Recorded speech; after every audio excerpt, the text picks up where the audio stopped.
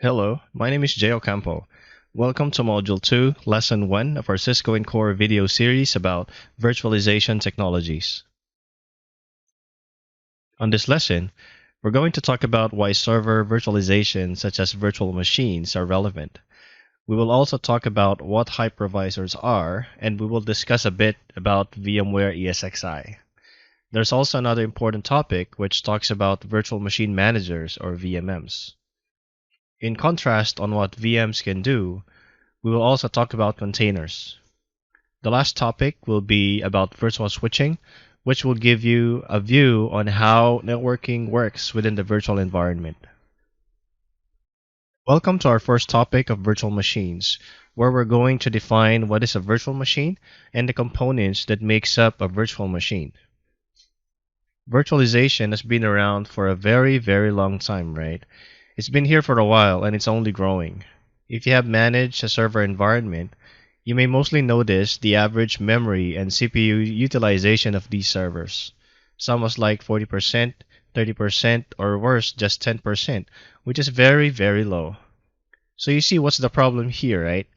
With virtualization, we can take advantage of the actual power, increase the average load of our resources that we paid so much for that are already inside of our physical server. On this figure at the bottom, we can see that we have three different servers with different services and operating system with its own dedicated hardware. Did you notice that the average utilization is low?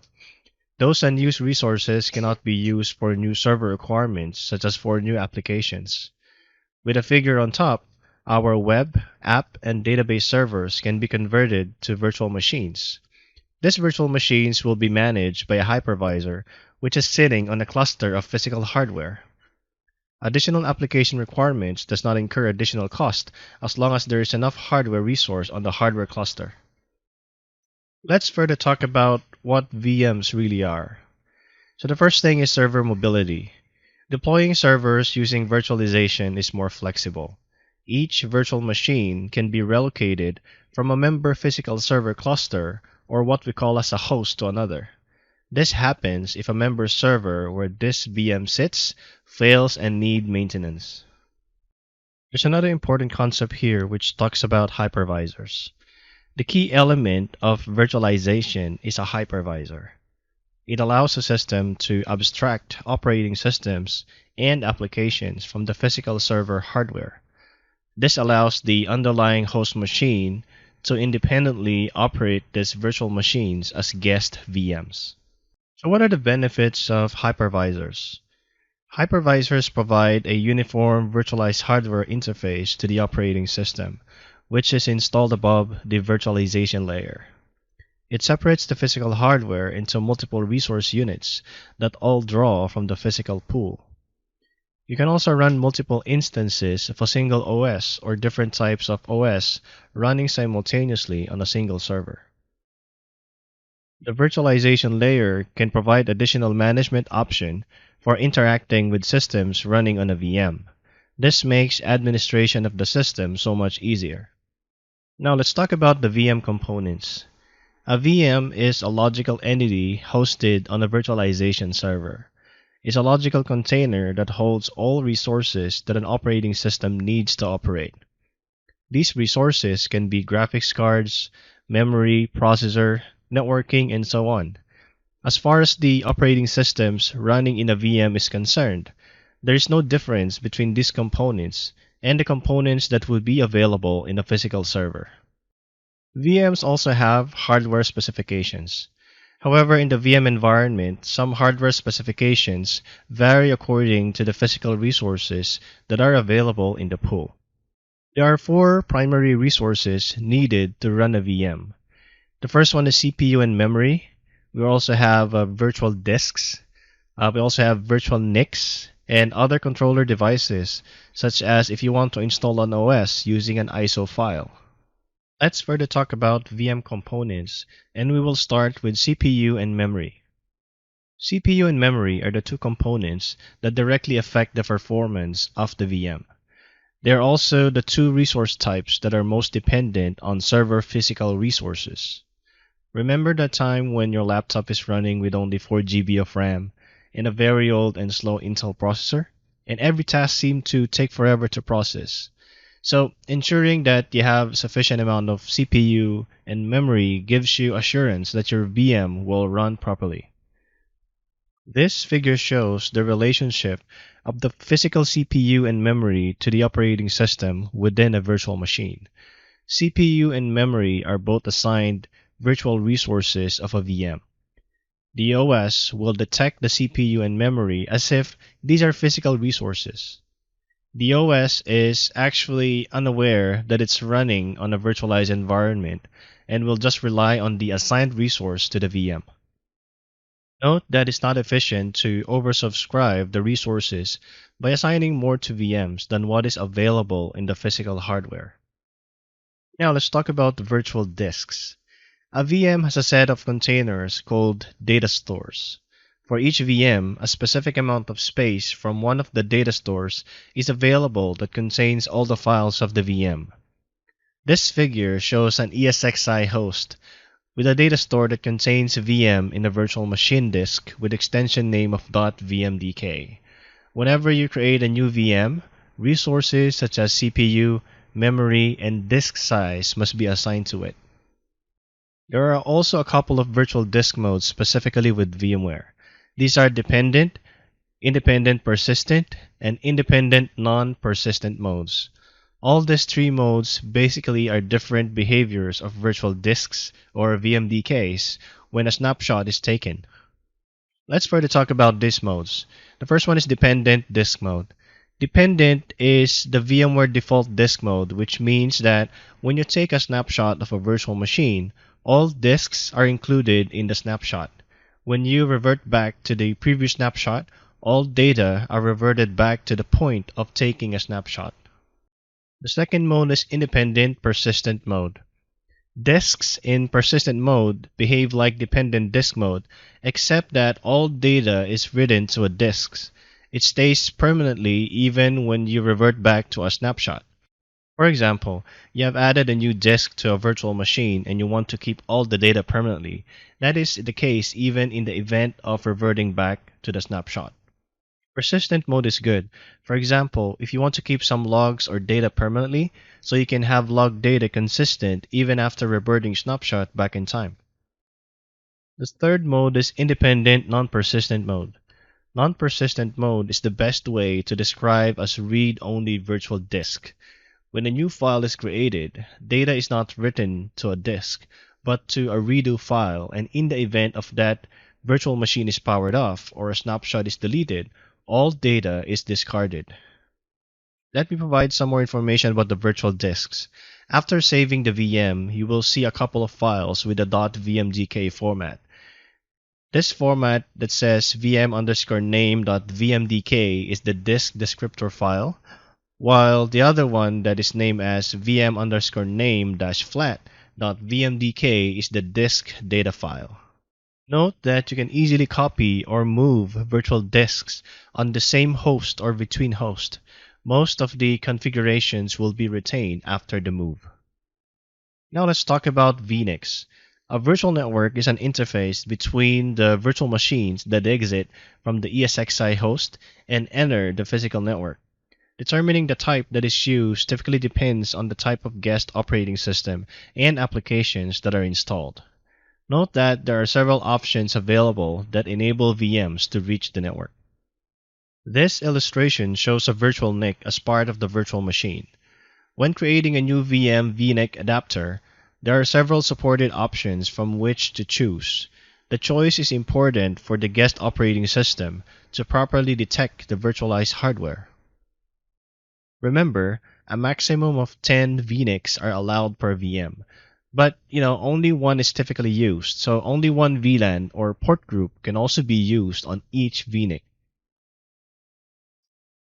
Now let's talk about some other devices that is part of a virtual machine. There are different type of controllers, right? This can be the IDE or the integrated drive electronics. It can be the floppy or it can be SCSI. The VM can mount one or more of these disks and drives. Now, instead of using physical media, software images, CD-ROMs, or floppy drives can be mounted. This figure shows you how the physical resources are connected to the VM through the hypervisor virtualization. Several new features were added to the new VM format version 13 in vSphere version 6.5. These features include support for high-performance virtual NVMe or non-volatile memory express and para-virtualized RDMA or remote direct memory access. There's also support for USB 3.0 and the Virtual Graphics Processing Unit or vGPU cards, which was added in vSphere version 5.0. Now let's talk about shared storage. Shared storage is a concept where several machines share the same storage hardware over the network. Shared storage is sometimes interchangeable with NAS, or Network Attached Storage. The name refers to the fact that several remote devices can access the same block device, which is not the case with Direct Attached Storage, or DAS, and SAN storage. NAS is an IP file-based storage option. The term NAS usually refers to CIFS, or Common Internet File System, and NFS, or Network File System Storage Protocols. The illustrations show a typical infrastructure with services and clients that have access to the NAS on the network.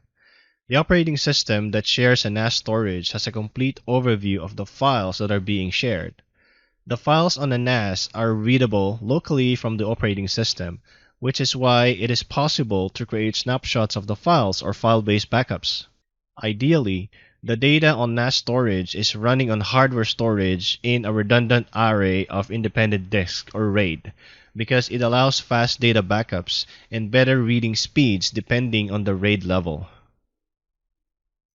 NAS has significant advantages over other storage options such as local storage and SAN, and these are the following.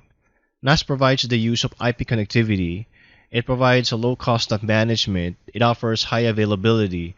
It has support for increasing storage growth. It has minimal impact of backup windows on the data center operation, and it supports for disaster recovery solution. NAS also supports storage encryption that does not require the guest to request the file to actually decrypt the traffic. It can also be used as the central backup storage for several servers. Traditional NAS can be used to share storage or file shares that NAS appliances export. NAS with a fiber channel SAN backend is very popular for big data solutions. In recent data center implementations, NAS storage with a SAN backend has been used. This approach enables the NAS host to use the SAN benefits while allowing NAS clients to share the same physical storage over NAS. So the next topic is about hypervisors. The hypervisor is a thin operating system between the hardware and the VM. It runs the VMs and allows you to manage them like creation, destroy, and so on. It also provisions the hardware resources such as CPU process time sharing, memory span from physical memory, network, and storage to make them available as virtual resources to the VMs. A hypervisor can be seen as a translator that translates messages between the VM and the physical hardware. However, note that there is some overhead when using virtualization. There are also different ways that the hardware, hypervisor, and the guest operating system can communicate. A hypervisor allows one host computer to support multiple guest VMs by virtually sharing its resources like memory and processing. Generally, there are two types of hypervisor.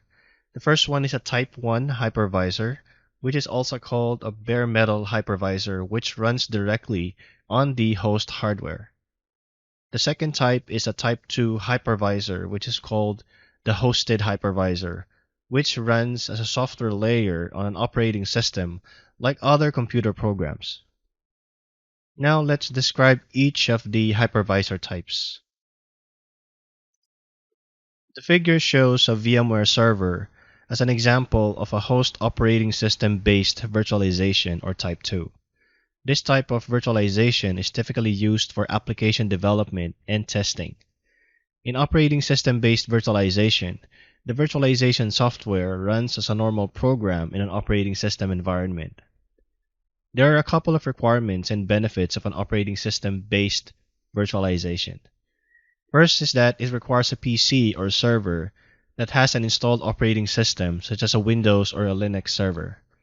In addition to the OS or to the operating system, a virtualization application is installed, and the VMs are then deployed within that application. The benefit is that a single PC can be used for everyday requirements in addition to virtualization needs. The downside is that the host operating system uses up some resources that could be assigned to the virtual machines. Please be aware that the VMware server, which is formerly called the VMware DSX server, is a discontinued free-of-charge virtualization software and is replaced by VMware Workstation. The figure shows you the VMware ESXi Hypervisor, which is an example of a Type 1 virtualization. A bare metal hypervisor-based system does not require an operating system on which the VM hypervisor runs as a program. With Type 1 virtualization, the hypervisor itself is the operating system.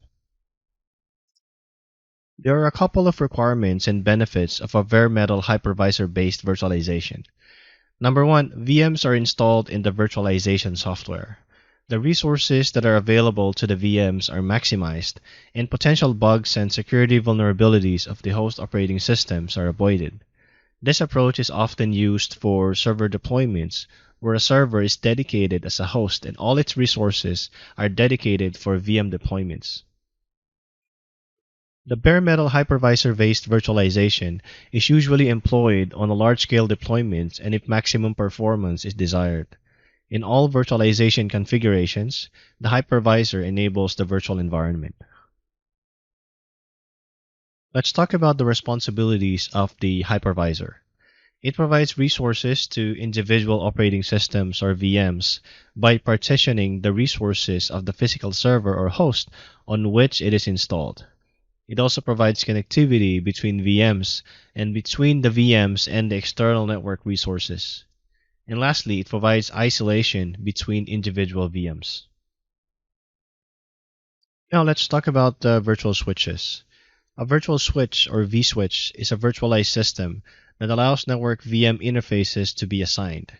This virtual element emulates a layer 2 switch and allows devices in the same vSwitch to communicate. A vSwitch runs as part of a hypervisor and provides the connectivity that each VM requires. Because it is usually impractical to have more than a few physical network adapters in a host, vSwitches allow fewer interfaces to be assigned. The figure shows 3 VMs that are connected to the same vSwitch, which has access to the outside network. A vSwitch has certain features. A vSwitch is required because it is usually impractical to have more than a few physical network adapters in a host. Physical NICs often act as uplink ports in the vSwitches that are created on the VMware hypervisor level. All VMs that are running on a single physical server share the physical switch ports for network access. VMs can have one or more vNICs, and this vNICs can be attached to a vSwitch that uses one or more physical NICs in a host. When a VM connects to a vSwitch, VMs behave as if they are connected to a normal network switch. Now let's talk about the challenges of a vSwitch. Configurations that are performed on the physical network switch that connects to a host will affect all the VMs on that host. If the VM is moved between hosts, a different configuration on the network switch port that is connected to the target host can have an impact. In a VM environment, if you shut down the switch port that is connected to the server, it would impact the network access for all the VMs and cause a greater impact to the production environment. VMs offer several benefits over physical devices. A virtualization approach is very cost-effective compared to the standard application architecture, which involves a single operating system that is installed on each computer. The figure shows key properties of VMware virtualization products, such as the VMware ESXi Hypervisor. So let's talk about each of the benefits. Number one is partitioning. VMs allows for a more efficient use of resources because a single host can serve many VMs. The host memory capacity and the memory requirements of the VM are the only limiting factors. A hypervisor divides the server system resources between VMs. The second benefit is about isolation. VMs in a virtualized environment have as much security as in traditional physical server environments because VMs are not aware of the presence of other VMs. VMs that share the same hosts are completely isolated from each other. Failure of a critical hardware component, such as a motherboard or power supply, can bring down all the VMs that reside on the affected host. Recovery is much faster with VMs than with physical servers. Other hosts in the virtual infrastructure can take over VMs from the failed host and have less downtime. The third benefit is encapsulation. VMs reside in a set of files that describe them and define their resource usage and unique identifiers. VMs are extremely simple to backup, modify, or even duplicate in several ways. This encapsulation can be deployed in environments that require multiple instances of the same VM. The fourth one is hardware abstraction. Any VM can be provisioned or migrated to any other VMware ESX server with similar physical characteristics. Support is provided for multiple operating systems like Windows, Linux, and others. There's also a broader support for hardware because the VM does not rely on drivers for physical hardware. VMs can also be moved between hosts. This mobility is beneficial for the following reasons. Number one, it's about optimal performance. If a VM on a given host starts exceeding the resources of the host, it can be moved to another host that has sufficient resources. The next one is maintenance. If there's a need to perform maintenance or upgrade to a host, the VMs from that host can be temporarily redistributed to other hosts. After the maintenance is completed, the process can be reversed, resulting in no downtime for the users. Resource optimization. If the resource usage of one or more VMs decreases, one or more hosts may no longer be needed. In this case, the VMs can be redistributed and the hosts that are emptied can be powered up to reduce cooling and power requirements. VMware vSphere is a suite of software components for virtualization. This includes ESXi, vCenter server, and other software components. The figure shows you the components of the VMware vSphere solution. The first one is ESXi. The hypervisor runs VMs, right? And each VM has a set of configuration and disk files that together perform all the functions of a physical machine.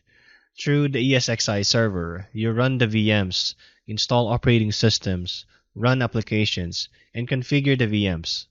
Configuration includes identifying the VM's resources, such as storage devices. The second component is the vCenter server. This service acts as a central administrator for VMware ESXi hosts that are connected on the network. vCenter server directs actions on the VMs and the ESXi hosts. vCenter server is a single Windows or Linux service and is installed to run automatically. The vCenter server runs continuously in the background and performs monitoring and management. The third component is the vSphere client. The vSphere client, introduced in vSphere 6.5, is an HTML5 based client and is included with the vCenter server along with the vSphere web client. The vSphere client is the primary interface for connecting to and managing vCenter server instances. ESXi supports a very robust remote management system that enables you to create, remove, and manage VMs. The VMware environment also supports various virtualization services that enable different functionalities like high availability features, scalability, automation, and others. Together, they form the vSphere platform. The vCenter server is a central component of the vSphere platform. vCenter is a system that allows you to manage the VMware virtual environment with the following functionalities. It requires an extra license and serves as a focal point of management of multiple hosts. It correlates traffic between hosts for functionalities that span more than a single host. Features like VMware vMotion, VMware VDS or vSphere distributed switch, fault tolerance, and others require the vCenter server. It is considered as a crucial component of advanced ESXi deployments. Failure of a vCenter server does not stop production traffic, but dependent functionality is not available until it is restored. For that reason, it is recommended that you have a redundant vCenter deployment. The vCenter server can exist as a physical device, or it can be installed as a VM on one of the hosts that it manages. VMware vCenter is available in the Windows and an appliance version. vCenter Server Appliance is a pre-configured Linux-based VM with an embedded PostgreSQL database that is optimized for running vCenter Server and the associated services. vCenter version 6.5 can manage up to 2,000 ESXi hosts for vCenter Server and about 25,000 powered-on virtual machines. The vSphere infrastructure has an extensive feature set that provides virtual environments with unique functionalities that are not easily replicated on the physical infrastructure. So let's talk about the features. Number one is the vSphere vMotion. vMotion has the ability to move VMs around the virtual infrastructure without any downtime or other impact on service availability. It is a powerful tool for maintenance or resource distribution situations, but note that it is not designed for disaster recovery. So, with VMware vMotion, if a host on which a VMware vMotion VM resides fails, then that VM goes offline until another host recovers it. The second feature is the vSphere high availability. So here, when the virtual infrastructure detects the failure of a host, one or more backup hosts will restart the VMs that are maintained by that host. The hosts monitor each other with heartbeats every 15 seconds.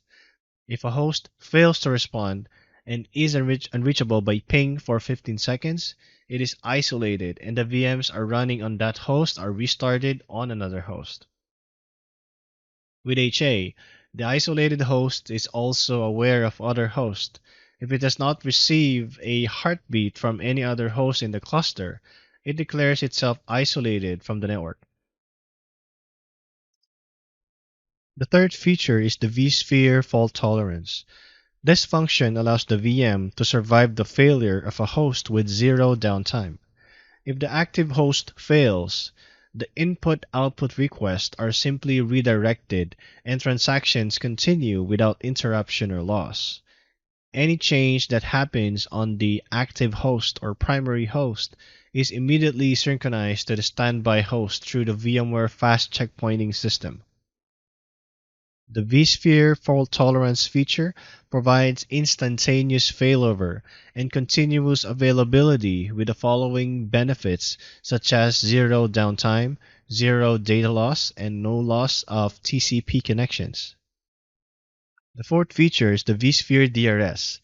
The VMware vSphere DRS or Distributed Resource Scheduler feature load balances VMs across the available hosts to provide optimum performance.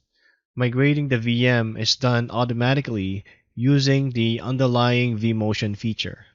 So how does it work? If usage of the resources on a current host exceeds the defined limit, one or more of the VMs are relocated to other hosts to prevent degraded performance. The fifth feature is the vSphere DPM. VMware vSphere DPM or Dynamic Power Management reduces operating expenses in the data center by migrating the VMs to as few of the hosts as possible. Migrating the VMs is done automatically using the underlying vMotion feature, such as the hosts that are needed are powered off to conserve power and cooling. There are also wake-up protocols that are used to restart a particular host. Now let's talk about containers. A container is an isolated environment where containerized applications run.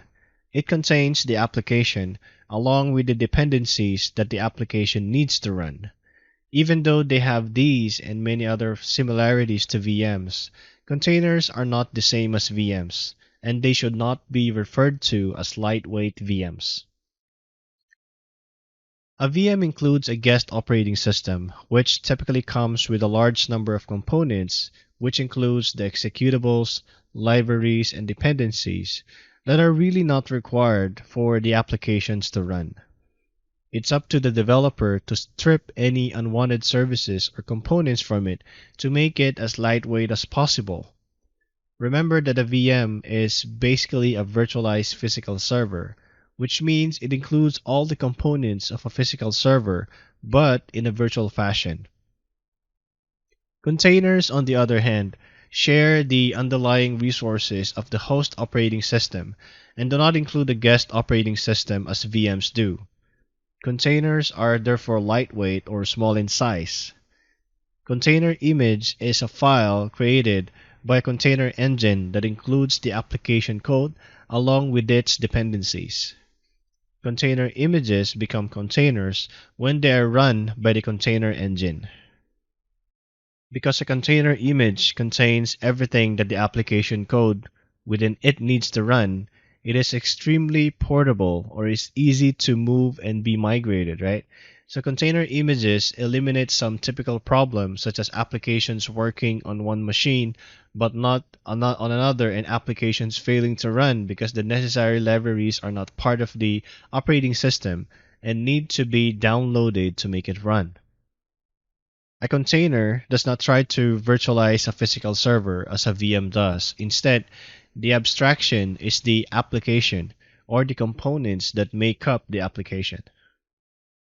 Here is one more example to help clarify the difference between VMs and containers.